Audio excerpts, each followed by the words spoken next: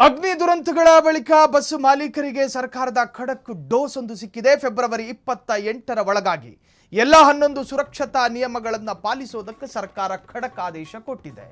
ಅಗ್ನಿ ದುರಂತಗಳು ಹೆಚ್ಚಾಗ್ತಾ ಇರೋ ಹಿನ್ನೆಲೆ ಫೆಬ್ರವರಿ 28ರ ಒಳಗಾಗಿ ಎಲ್ಲ ಸುರಕ್ಷತಾ ಕ್ರಮಗಳನ್ನು ನಿಯಮಗಳನ್ನು ಪಾಲಿಸಬೇಕು. 12 ಮೀಟರ್ ಬಸ್ಗಳಿಗೆ 4 ಮತ್ತು ಅದಕ್ಕಿಂತ ಹೆಚ್ಚಿನ ಉದ್ದದ ಬಸ್ಗಳಿಗೆ 5 ಎಮರ್ಜೆನ್ಸಿ ಡೋರ್ಗಳು ಅಥವಾ ಅದಕ್ಕೆ ಬೇಕಾದ ಪ್ರಿಕಾಷನ್, ಪ್ರತಿ ಬಸ್ಸಿನಲ್ಲಿ 10 ಕೆಜಿ ತೂಕದ ಅಗ್ನಿಶಾಮಕ ವಸ್ತುಗಳನ್ನು ಇಡಲೇಬೇಕು. ತುರ್ತು ಸಂದರ್ಭದಲ್ಲಿ ಗ್ಲಾಸ್ ಒಡೆಯೋದಕ್ಕೆ ಹ್ಯಾಮರ್ಗಳನ್ನು ಖರೀದಿ ಮಾಡಬೇಕು. ಖರೀದಿ ಮಾಡೋದಕ್ಕೆ ಕಾಸಿಲ್ಲ ಅಂದರೆ ಸಾಲ ಮಾಡ್ಕೊಂಡಾದರೂ ಖರೀದಿ ಮಾಡಿ ಇಟ್ಕೋಬೇಕು. ಸ್ಲೀಪರ್ ಬಸ್ಸುಗಳಲ್ಲಿ ಎಮರ್ಜೆನ್ಸಿ ತುರ್ತು ಪರಿಸ್ಥಿತಿಗೆ ಬೇಕಾದ ಎಲ್ಲ ಸಲಕರಣೆಗಳು ಇಡಬೇಕು. ಬಸ್ ಚಾಸಿಸ್ ಅನ್ನ ನಿಯಮ ಬಾಹಿರವಾಗಿ ವಿಸ್ತರಿಸುವುದಕ್ಕೆ ಬ್ರೇಕ್. ಬಸ್ಸಿನ ಛಾವಣಿಯ ಹ್ಯಾಚ್ಗಳ ರೇಖಾಚಿತ್ರವನ್ನು ಪ್ರಯಾಣಿಕರಿಗೆ ಕಾಣುವಂತೆ ಪ್ರದರ್ಶನ ಮಾಡಬೇಕು.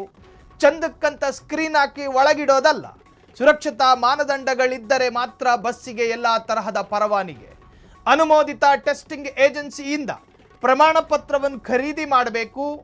ಇನ್ನು ಬೆಂಕಿ ಕಾಣಿಸಿಕೊಂಡ್ರೆ ಪ್ರಯಾಣಿಕರನ್ನು ಎಚ್ಚರಿಸುವುದಕ್ಕೊಂದು ಅಲಾರಂ ಇಟ್ಕೋಬೇಕು. ಈ ಎಲ್ಲ ನಿಯಮಗಳು ಇಡುವ ತಾಕತ್ತು, ಯೋಗ್ಯತೆ, ಅರ್ಹತೆ ಯಾರಿಗಿದೆಯೋ ಬಸ್ ಖರೀದಿ ಮಾಡ್ಕೊಂಡು ದುಡ್ಡು ಮಾಡ್ಕೋಬಹುದು. ಅಗ್ನಿ ದುರಂತಗಳು ಹೆಚ್ಚಾಗ್ತಾ ಇದೆ. ಅಗ್ನಿ ದುರಂತಗಳು, ಜನ ಪ್ರಯಾಣಿಸೋದು ಅವರವರ ಡೆಸ್ಟಿನೇಷನ್ ರೀಚ್ ಆಗೋದಕ್ಕೆ, ಜೊತೆಗೆ ಸುರಕ್ಷಿತವಾದಂತಹ ಪ್ರಯಾಣ ನಮ್ಮದಾಗಬೇಕು ಅನ್ನೋ ಕಾರಣಕ್ಕೆ ನೀವು ಕೊಡುವಂತಹ ಸರ್ವಿಸಿನಲ್ಲಿ ಜನರಿಗೆ ಭಯ ಹುಟ್ಟುತ್ತೇನು? ಈಗ ನೈಟ್ ಬಸ್ಗಳಲ್ಲಿ ಪ್ರಯಾಣ ಮಾಡೋ ಪ್ರತಿ ಪ್ರಯಾಣಿಕನಿಗೂ ಫ್ಲೈಟಲ್ಲಿ ಹೋದೋ ಆ ಫೀಲು ಏನಾಗುತ್ತೋ ಅಂತ. ಕಾರಣ ಅಷ್ಟು ಇನ್ಸಿಡೆಂಟ್ಗಳು ನಡೆದಿದ್ದಾವೆ ರಾಜ್ಯದಲ್ಲಿ. ನೋಡ್ತಿದ್ದ ಹಾಗೆ ಹೊತ್ಕೊಂಡು ಉರಿದಿದೆ ಬಸ್ಸುಗಳು. ಇನ್ನೇನು ಒಳ ಕೂತಿರೋ ಪ್ಯಾಸೆಂಜರ್ ನಿದ್ದೆಗೆ ಜಾರಬೇಕು ಅನ್ನೋಷ್ಟರಲ್ಲಿ ಢಮ್ ಅನ್ನಂಗೆ ಒಂದು ಬ್ಲಾಸ್ಟು. ಈ ತರಹದ ಅನೇಕ ದುರಂತಗಳು, ಕಿತ್ತೋಗಿರೋ ಬಸ್ಗಳ ಇಂಜಿನ್ಗಳು, ಇನ್ನು ಕಳಪೆ ಗುಣಮಟ್ಟದ ಬಸ್ಸಿನ ಮೇಂಟೆನೆನ್ಸು, ಕಿತ್ತೋಗಿ ತಾಮ್ರ ಕಾಣ್ತಾ ಇರೋ ವೈರ್ಗಳಿಗೆ 5 ರೂಪಾಯಿದ ಗಮ್ ಟೇಪು ಸುತ್ತಿರೋ ಪರಿಸ್ಥಿತಿಗಳು.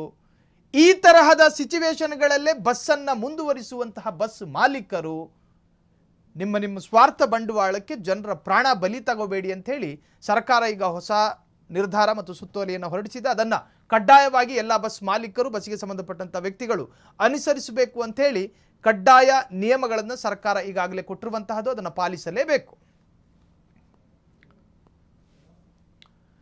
ಕ್ಷಣ ಕ್ಷಣದ ಸುದ್ದಿಗಳಿಗಾಗಿ ಫ್ರೀಡಂ ಟಿವಿ ಸಬ್ಸ್ಕ್ರೈಬ್ ಮಾಡಿ, ಲೈಕ್ ಮಾಡಿ ಹಾಗೂ ಫಾಲೋ ಮಾಡಿ. ಹೊಸ ಸುದ್ದಿಗಳ ನೋಟಿಫಿಕೇಶನ್ಗಾಗಿ ಬೆಲ್ ಐಕಾನ್ ಮೇಲೆ ಕ್ಲಿಕ್ ಮಾಡಿ.